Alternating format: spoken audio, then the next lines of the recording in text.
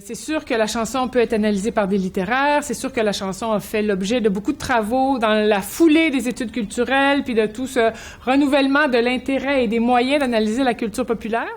Moi, comme littéraire, j'ai essayé de trouver ma couleur pour aborder ça.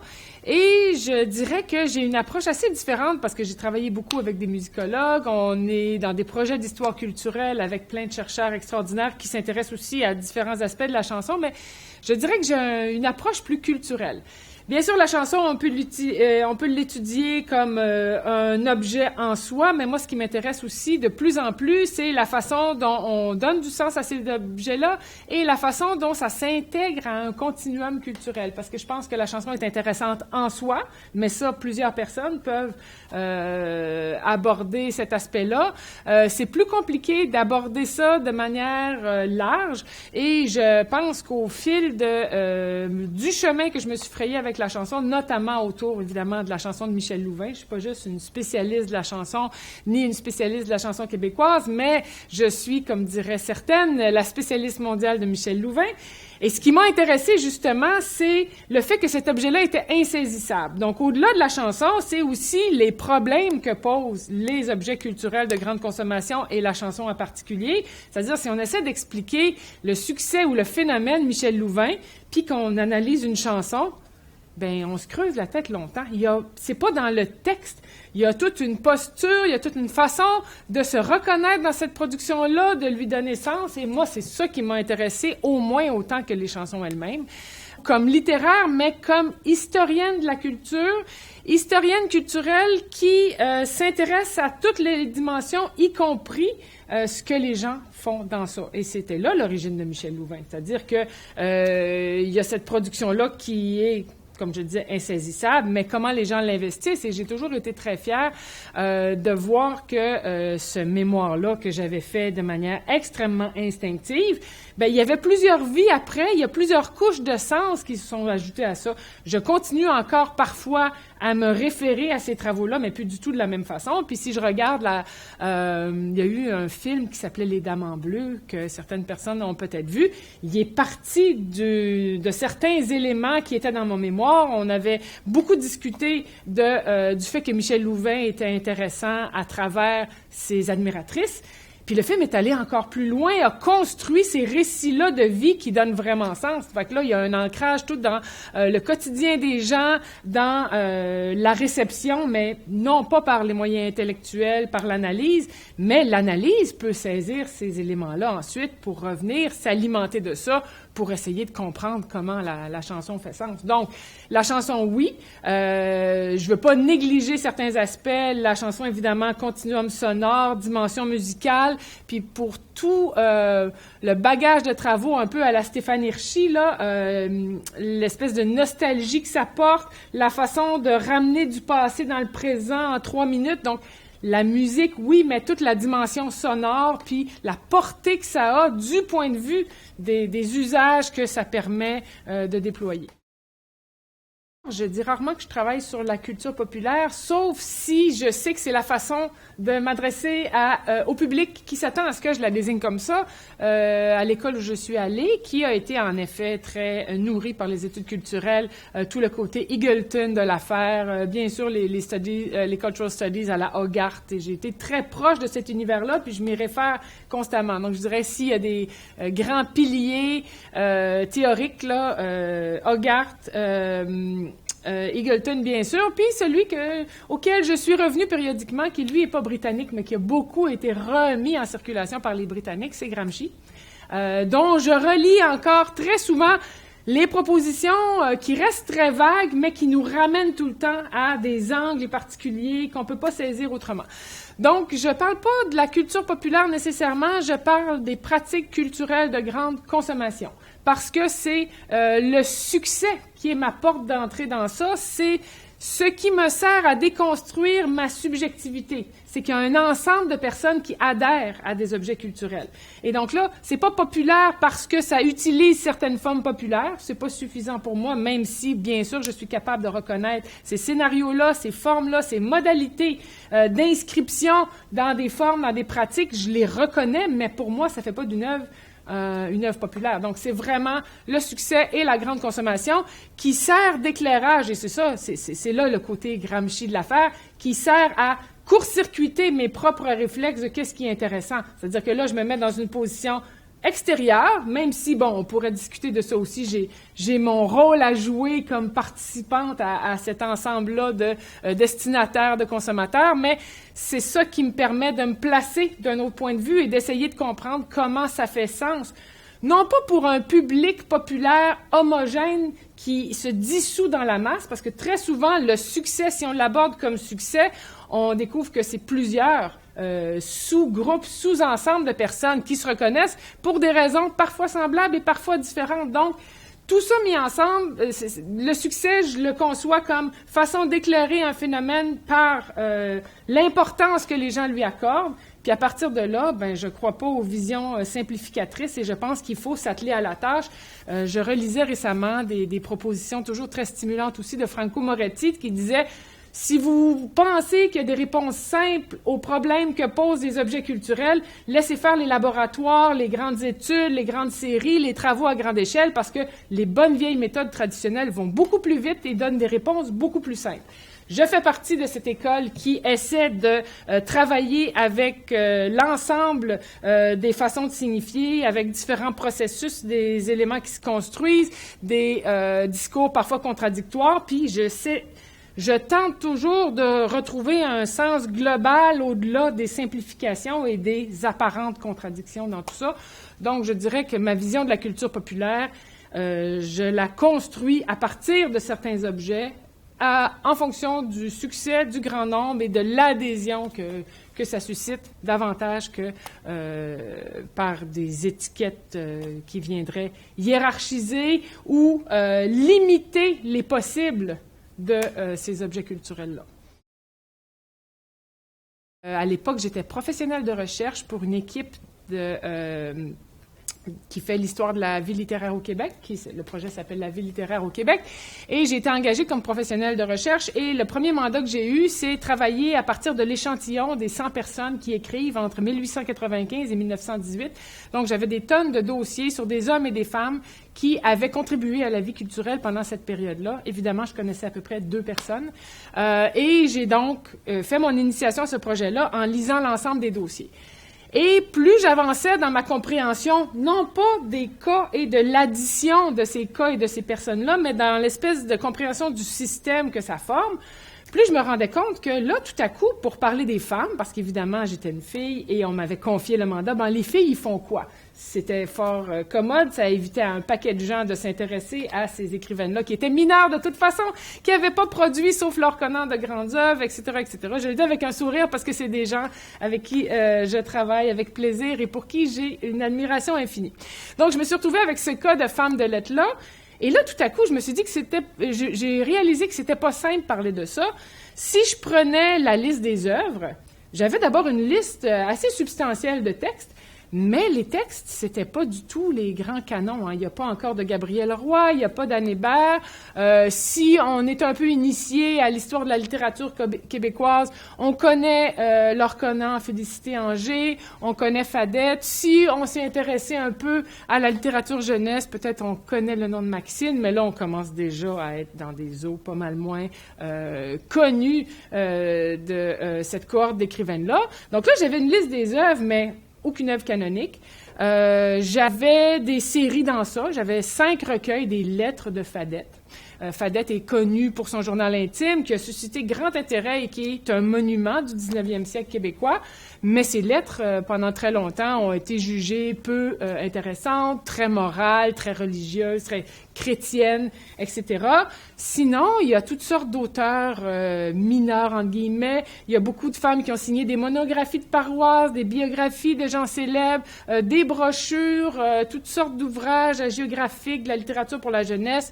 Et des œuvres souvent très brèves. C'est pas des romans de 250 pages. On a des œuvres qui ont 25, 35 pages. Donc là, tout à coup, on a un ensemble de données qui permet de faire, ouais, bon, elles ont écrit, mais on a cette lecture dans des genres plus mineurs, des œuvres très imbibés des valeurs de l'époque qu'on juge de notre point de vue très conservatrices, etc. D'un autre côté, si je faisais la liste des femmes qui avaient écrit à cette époque-là et que je prenais connaissance de ce qu'elles avaient fait, de leur façon de participer à la vie culturelle de l'époque, j'avais une toute autre histoire. J'avais des femmes impliquées dans des associations, qui collaboraient à tous les grands journaux de l'époque, qui organisaient des conférences, qui ont démarré les premiers périodiques féminins. Et là, on voit, quand on se met à lire ces périodiques-là, à quel point elles étaient les spécialistes de la culture canadienne-française de cette époque-là. Elles étaient à la fois assez mondaines pour être dans tous les événements, les premières au théâtre, et c'était pas en vase clos. Elles étaient en réseau avec des Françaises qui faisaient la même chose, celles qui ont écrit dans les périodiques, qui ont participé au premier jury du prix Femina. Et là, tout à coup, on se rend compte d'un tout autre réseau. Là, tout à coup, on a des femmes très importantes dans la vie culturelle de leur époque qui ne sont pas passées à la postérité parce qu'elles n'ont pas écrit des grandes œuvres. Et là, essayer de comprendre comment, entre cette liste d'auteurs assez traditionnelle et ces femmes si modernes, si pétillantes et si importantes pour dynamiser la vie culturelle de l'époque, là, j'avais l'impression de ne pas parler de la même chose. Quel récit est le bon? Celui des femmes très conformes que me donnait la liste des œuvres ou celui des femmes très dynamiques? On oublie les œuvres et on se replonge dans les journaux et l'activité culturelle. Eh bien, c'était les deux en même temps. Et là, tout à coup, à partir de là, je me suis mis à me rendre compte qu'on ne pouvait pas lire au premier degré. C'est-à-dire que la prétendue orthodoxie et le côté religieux et la façon de s'inscrire dans les normes de leur époque étaient là, mais si ces femmes-là essayaient de satisfaire les attentes de leur époque à l'endroit des femmes, bien, elles écrivaient comme ça. Les autres, qui n'avaient pas de prétention littéraire nécessairement et qui s'inscrivaient dans la vie médiatique, culturelle, théâtrale de leur époque, elles n'étaient pas obligées d'être conformes du tout. On n'attendait pas ça d'elles, on attendait ça de celles qui voulaient passer à la postérité sous support livre et dans les grands genres. Et là, tout à coup, c'est une économie, une espèce d'écosystème beaucoup plus global où tous ces possibles-là existaient et les femmes adoptaient différentes stratégies, différentes postures à partir de leurs souhaits, à partir de leur éducation, à partir de leur milieu, de leur réseau. Et là, tout à coup, c'est cet ensemble-là qui n'était pas homogène, mais qui donnait sens et qui donnait prise sur ce que ça pouvait être une femme qui écrit à cette époque-là.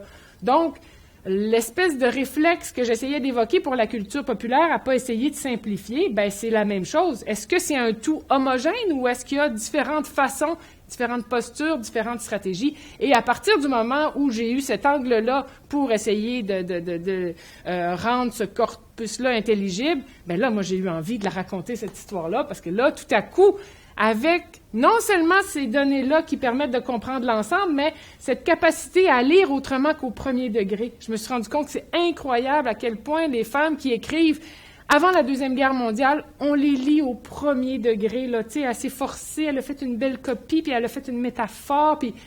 Non, ces femmes-là savaient écrire, c'était des rhétoriciennes implacables, elles ont une conscience des destinataires extraordinaire, elles jouent avec ça, et je suis en ce moment dans des projets où j'essaie justement d'axer une partie du réflexe de lecture des femmes qui écrivent sur la façon dont elles gèrent les destinataires, parce que je pense que dans la construction d'une culture commune, d'un nous plus ou moins consensuel, de la vision d'une époque, elles jouent un rôle fondamental dans leur façon de s'adapter aux interlocuteurs. Et ça, pour moi, ça a été une leçon, non seulement une clé pour comprendre les femmes de lettres, mais une leçon de comment j'aime aborder les phénomènes et essayer de déplacer les cadres pour raconter une autre histoire. Parce que bien sûr, si on refait la liste des femmes qui ont publié des romans entre telle année et telle année, c'est rare qu'on découvre un nouveau roman.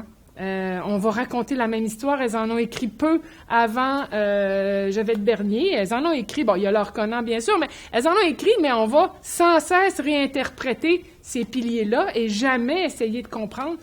Moi, je dis toujours que je m'intéresse à ce qu'elle faisait plutôt que ce qu'elle faisait pas ou ce qu'elle pouvait pas faire.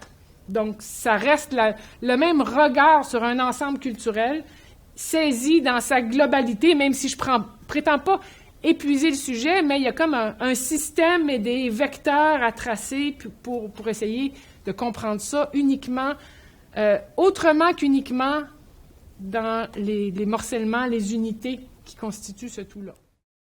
Je vais prendre l'exemple de Fadette, qui est un des moins connus et une de celles qu'à mon avis, on lisait le plus mal comme femme de lettres. C'est elle qui avait ces lettres de Fadette dans le Devoir. C'est un cas intéressant justement pour illustrer ce que j'essayais de dire. Il y a des stratégies d'écriture, il y a des consciences des destinataires et il faut arrêter de les lire au premier degré. C'est beaucoup plus facile de lire Françoise, de lire Madeleine, qui sont plus exubérantes, qui ont des postures plus homogènes tout au long de leur carrière, mais qu'il faut quand même lire comme des postures.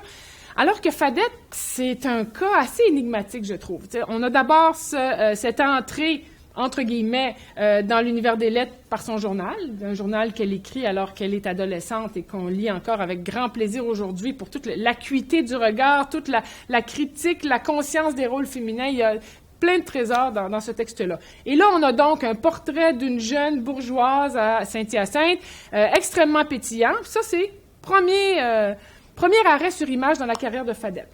Elle cesse d'écrire au moment où elle se marie, elle a ses enfants, etc. Elle continue à participer un peu à la vie culturelle, mais avec moins de visibilité. Je crois que le journal, bien sûr, va être connu plus tard, mais peu importe. Ça reste un portrait, le premier élément qu'on a pour comprendre la trajectoire.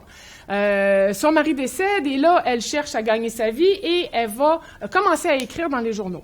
Là, c'est intéressant parce qu'elle cherche toutes sortes de contrats, elle a toutes sortes de pseudonymes, elle va faire de la graphologie, elle va écrire des petites nouvelles et elle va donc, sous divers pseudonymes, être dans le réseau élargi de Françoise, collaborer au Journal de Françoise, donc ce périodique si important où Françoise va vraiment tenir salon et animer la vie culturelle de son époque en ciblant plus spécifiquement les destinataires féminines et la façon dont elles jouent un rôle important pour les constituer un premier public culturel.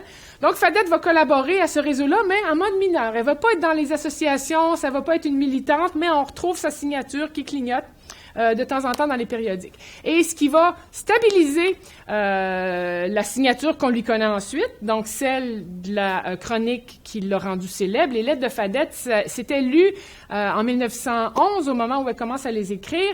75 000 personnes lisaient les lettres de Fadette. C'est plus de lecteurs que Le Devoir aujourd'hui. J'ai pas les dernières statistiques, mais Le Devoir à l'époque était donc très lu et c'était une grande vedette. Là, tout à coup, il n'y a plus cette jeune fille pétillante qui critique le couvent et certains aspects de la vie intellectuelle des jeunes filles de l'époque. On n'est plus non plus dans une écriture uniquement pour gagner de l'argent, même si on se doute que ces chroniques-là vont lui permettre de gagner sa vie. Mais là, d'entrée de jeu, elle fait comme si elle était nouvelle dans l'écriture. Hein. C'est comme si, tout à coup, dans l'incipit de sa première chronique, hein? Oh, encore une femme qui veut écrire, oui, mais c'est un petit bout de femme modeste, effacée, qui veut pas faire d'ombrage à personne. De mémoire, elle a plus vécu dans les bois que dans les salons, et c'est pourquoi elle a tant de choses à vous dire. Bon, cette posture-là de nouvelle venue qui va tout à coup cultiver un regard critique sur ce monde de plus en plus trépidant où on se perd dans une modernité urbaine, etc., on lui refait une virginité littéraire et c'est avec cette posture-là qu'elle va connaître le succès. C'est à celle-là qu'on va adhérer. Et à partir du moment où ça fonctionne, dans ma liste des œuvres que j'évoquais tout à l'heure, il y en a 5 des recueils des lettres de Fadette. C'était un grand best-seller de l'époque. Donc, elle publiait sa chronique hebdomadaire dans Le Devoir, puis ensuite, elle rassemblait une sélection de chroniques qu'elle publiait sous forme de livres et elle va connaître un immense succès avec ça. Si on lit ces textes-là au premier degré et qu'on voit pas toutes les modulations qui précèdent où elle cherche sa posture de chroniqueuse, on pense tout simplement que c'est son regard direct. Hein, elle regarde par la fenêtre et elle voit le monde comme ça. Il y a toute une construction rhétorique. Elle va se nourrir du billet de toute cette chronique intimiste et elle va la mettre à sa main. Elle va le faire sien, ce genre-là. Mais on peut pas lire ça au premier degré. Et qui plus est, ces recueils de lettres de Fadette parus sous forme de livres qu'on trouvait si conformes, c'est sa sélection des textes les plus intemporels, parce que bien sûr, la chronique, on est dans l'actualité. Si on compare ce qui est publié dans les pages du journal avec ce qu'elle a sélectionné sous forme de livre, on voit qu'elle a gardé justement ce côté moraliste et bien davantage accentué dans les recueils que dans le journal, où elle intervient sur une beaucoup plus vaste palette de sujets. Elle intervient sur des femmes de lettres qui la suivent, dont elle va faire l'apologie, elle va les défendre. Elle intervient dans des débats culturels de son époque aussi, à sa manière, en Fadette. Donc là, tout à coup, je trouve que si on tient compte des différentes postures et en particulier du fait qu'avec celle-là, elle connaît le succès, donc c'est pas plus elle parce que c'est sa posture la plus populaire. Si on tient compte du fait qu'il y a des grands décalages entre ce qu'elle publie dans les pages du journal, ce qu'elle va publier sous forme de livre, là, tout à coup, la conformité des femmes, on la lit pas de la même façon. C'est la conformité des attentes qu'on avait à l'endroit des femmes qu'il faut être capable de lire à travers ça. Donc, je trouve que Fadette, c'est un beau cas parce que sans cette capacité-là, avoir la dimension rhétorique et construite de ça, on la lit au premier degré, puis on se dit, ouais, ben, c'est pas Balzac. Puis, est-ce que ça renouvelle tellement? Et puis, c'est un peu moralisateur, c'est empreint de catholicisme. Mais oui, quelle surprise, hein? Elle écrivait dans Le Devoir et on était à cette époque-là. Donc, est-ce que c'est Fadette ou est-ce qu'il faut voir ça plus globalement? Donc, je trouve que c'est un beau cas pour éclairer l'intérêt qu'il y a à multiplier les regards et à lire les textes en fonction aussi des supports, des moments dans la carrière, des trajectoires des auteurs. Donc, Fadette va avoir une carrière plus intéressante si on ne la morcelle pas et on ne la lit pas au premier degré. Fadette, ça l'a pas fait relire tellement, un peu quand même. Il y a certaines critiques qui sont revenues après avoir lu le livre. C'est-tu vrai? Et je pense que ça a quand même renouvelé un petit peu la lecture de Fadette, mais là où c'est le plus évident, c'est avec Michel Lenormand pour Autour de la maison. Michel Lenormand, qui est une héritière de Fadette. En fait, elle s'appelle Marie-Antoinette Tardif. C'est une première diplômée de l'École d'enseignement supérieur pour jeunes filles, donc le premier collège classique féminin.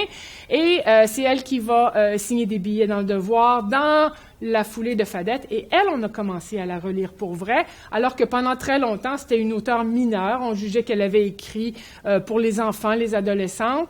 Et là, tout à coup, on commence à redécouvrir son œuvre. Il y a des romans, bien sûr. Certains romans sont importants, intéressants. Il y a son journal intime qui est monumental.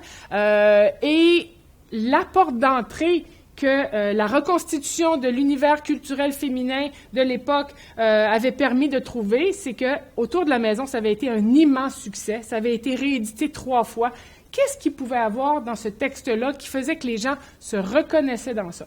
Et la première lecture était un peu régionalisante, mais au fur et à mesure qu'on creuse et avec les différents éléments que j'essaie de faire s'entrecroiser pour interpréter les textes, là, tout à coup, on voyait que ce texte-là est un texte fondamental, beaucoup plus intéressant que beaucoup d'autres de son époque, mais il fallait savoir le lire autrement qu'au premier degré. Bien sûr, il est question de sa vie d'enfant autour de la maison, de la mort de son petit chien, du fait que sa poupée est cassée, mais c'est un texte où elle parle de son ambition d'écrire, de l'importance de la carrière d'écrivaine qu'elle entrevoit, de tout ce qu'elle va faire pour devenir écrivaine.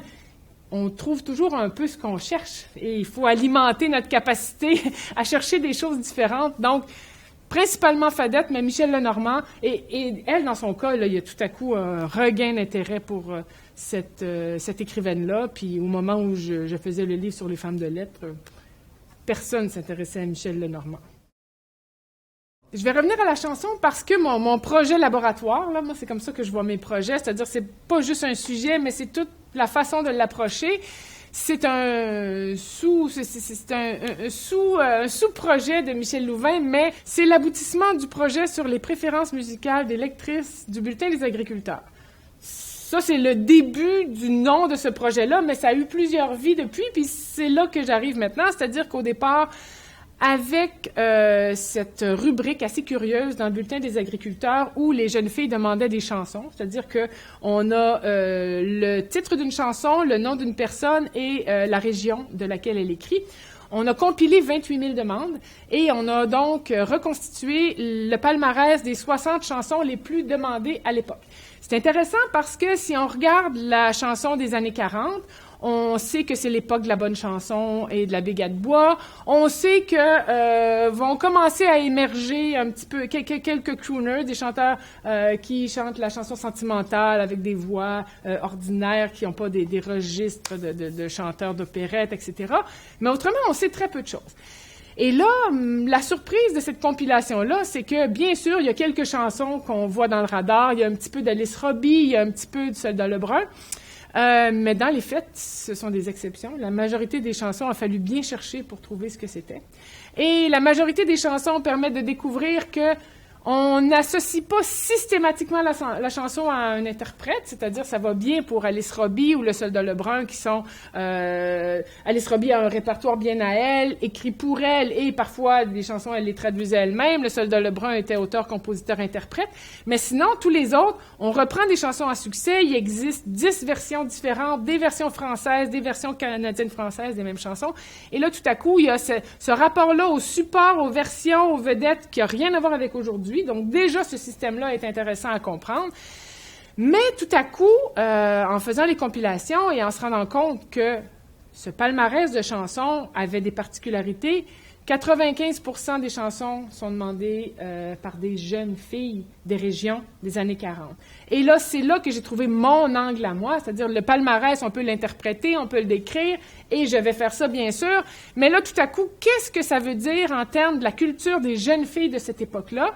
Et plus je me suis mis à creuser ça, finalement, c'est devenu un projet sur la façon dont les filles de cette génération-là ne veulent pas ressembler à leur mère et la façon dont elles font des choix culturels qui vont leur permettre de se propulser dans de nouveaux rôles féminins. Donc, c'est parti des chansons, mais voyant que c'était des jeunes filles, bien, comme je travaille aussi sur les magazines féminins, on est allé voir. Il y avait bien sûr le bulletin des agriculteurs, mais dans la revue moderne, dans la revue populaire, comment les femmes étaient représentées, et en particulier les jeunes filles. Et là, tout à coup, cette façon-là de voir les mères qui veulent leurs filles être différentes et voir les filles vouloir être différentes de leur mère, ça permet de voir comment une génération de filles travaillent avec les productions culturelles de leur époque. Donc, c'est tout le temps cet angle-là, de la réception, de la consommation, mais surtout des usages, un peu à la Michel de Certeau. C'est ça qui m'intéresse dans ça, et c'est ce qui est difficile à travailler dans la culture populaire du passé. Trouver des façons de voir comment les gens investissaient. Donc là, on s'est mis, à partir des chansons, à voir, ah ben tiens, il existait quelque chose avant ces demandes spéciales-là. Il y avait des chansonniers, et les gens collectionnaient les paroles de chansons. On a ces demandes dans le magazine. Ensuite, ça devient évidemment les demandes de chansons spéciales à la radio. Et là, on voit ça se déplacer de formats créés à la main suivant des modes de la culture des jeunes filles de l'époque. On avait retrouvé ça beaucoup, les albums, les scrapbooks, etc. Là, on voit passer ça dans les magazines. On le voit aller vers la radio. Donc là, ça, c'est intéressant. Et si tu ajoutes à ça l'angle des jeunes filles, donc c'est comme le portrait culturelle d'une époque, sous l'angle des femmes, de la culture médiatique, de cette façon-là de négocier entre la constitution d'une identité de jeune fille, nouveau genre, donc quelque chose de collectif, au contact des productions culturelles, qui ne sont pas une panacée. Ça ne veut pas dire que ces filles-là vont s'épanouir plus que les autres, mais cet âge-là, le moment de la jeunesse, fait en sorte que c'est à la fois plein d'espoir, de volonté de se propulser dans un monde nouveau. Évidemment, tout ça va se mettre en place dans le contexte de la Deuxième Guerre mondiale, hein, et la Deuxième Guerre mondiale, c'est 39, c'est 42, c'est 44, c'est 45. C'est une accélération de changement. Essentiellement, ça nous fait passer de la Bolduc à Alice Robbie. Hein, penser en termes d'image féminine à laquelle des jeunes veulent pouvoir adhérer. On est dans deux mondes complètement différents. Si je prends des références plus culturelles, j'ai toujours l'image en tête que ces jeunes filles-là qui demandent des chansons dans le bulletin des agriculteurs, c'est Florentine Lacasse en région. C'est vraiment ça. Ce geste-là, ce rapport-là à ne pas vouloir être comme les générations antérieures et se nourrir d'une modernité encore pleine d'espoir. On va voir que ces espoirs ne sont pas nécessairement réalisés, mais la beauté de ce moment-là, moi, je le trouve extraordinaire. Donc, le livre va être là-dessus, finalement. Même si, au départ, c'est les préférences musicales des lectrices du bulletin des agriculteurs, c'est devenu complètement autre chose. À suivre les différents chemins qu'on devait suivre pour expliquer pourquoi ces chansons-là, pourquoi sous cette forme-là, très curieuse. Donc, c'est ça qui m'occupe, c'est ficeler ça maintenant. Je rends compte de ça comment. Donc, il y aura un récit qui ne sera pas totalement englobant, mais en tout cas, qui va donner une idée du système, puis d'autres continueront. Donc, moi, je continue à aiguiser mon regard sur comment j'aime aborder d'autres objets différemment pour voir autre chose. Ben, je dirais que le Krilk, d'abord, pour moi, c'est un type de façon d'aborder la recherche que j'ai connue quand j'étais étudiante. J'étais étudiante ici à l'UQAM, je travaillais avec la spécialiste des romans-harlequins. Quand on est spécialiste des romans-harlequins puis qu'on dirige des étudiants sur la culture populaire, on n'a pas nécessairement des tonnes d'interlocuteurs dans un département d'études littéraires par genre, par siècle. Puis encore ici à l'UQAM, c'était des approches théoriques, c'était révolutionnaire à cette époque-là. Donc, très rapidement, Julia, qui était membre du CRIL, m'avait dit « Non, non, il faut que tu ailles voir. Dans le fond, ce que tu travailles, c'était la chanson sentimentale. Ben, il y a Denis Saint-Jacques, il y a Hélène Grenier, il y a Roger Chamberlain. Il faut que tu te nourrisses du regard de ces gens-là. » Et donc, très rapidement, elle m'a aidé à m'insérer dans cette communauté plus globale. Les gens voient parfois un côté plus stratégique, se faire connaître. Mais moi, je me suis surtout nourrie de ces regards-là. C'est-à-dire, c'était quoi les attentes de ces gens-là? Quelles questions ils me posaient qui m'aidaient moi-même à définir comment je voulais approcher ces objets-là? Donc, ce côté-là, théorique, méthodologique, c'est pas qu'il vient d'en haut, c'est que moi, je me suis forgé ma propre façon d'être dans ce milieu-là et de travailler dans ce milieu-là au contact très tôt de ces différents interlocuteurs. Ensuite, bien sûr, ça a eu un impact parce que j'ai été faire une thèse sur les best-sellers et là, tout à coup, mon côté généraliste sur la culture populaire s'est construit. Donc ça, c'est la première chose. J'ai pu trouver ma propre identité comme chercheur parce que je me suis nourrie de ce regard-là collectif sur ce que je faisais et des attentes de ce milieu-là ou des non-attentes par rapport à ces objets culturels-là. La deuxième chose, c'est le travail collectif. J'ai appris comme ça. J'ai toujours été dans des équipes de recherche. Dès mes études au deuxième cycle, j'étais dans des équipes.